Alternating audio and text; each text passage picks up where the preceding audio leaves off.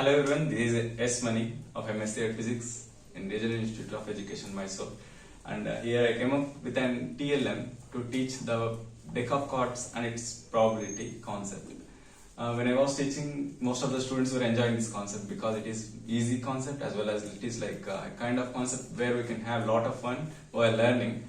And a few students were facing little difficulty in deck of cards and its probability concept, maybe due to they were not aware of cards and they might have not seen few of them.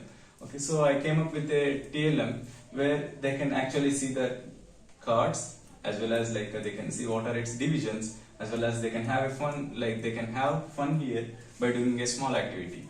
And we all know there are 52 cards in number, and they are again divided into 4 different divisions, namely spades, clubs, diamonds and hearts. Here you can see spades and clubs are black in color and hearts and diamonds are red in color. And each club or spade, whatever, like a division having, every division will have ace commonly, as well as numbering from 2 to 10, and later king, queen and joker. Here these king, queen and joker, these 3 are called face cards. Each and every spade, club, heart, diamonds, everything will every division will have each king, queen and joker. So total of 12 face cards will be there in these cards, and we will have 4 ace cards in total of 52. And this here we can show complete what are what are its divisions, and students can see directly and have experience. And next, let us come this side. Here they can have a small activity. Here you can see probability of getting an ace card, probability of getting a diamond card. I have written few things.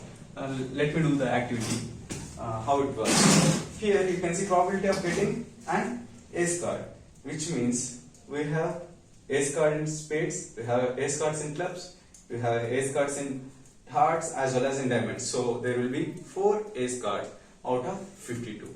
So 4 by 52, that will be 1 by 13. The probability of getting an ace card should be 1 by 13.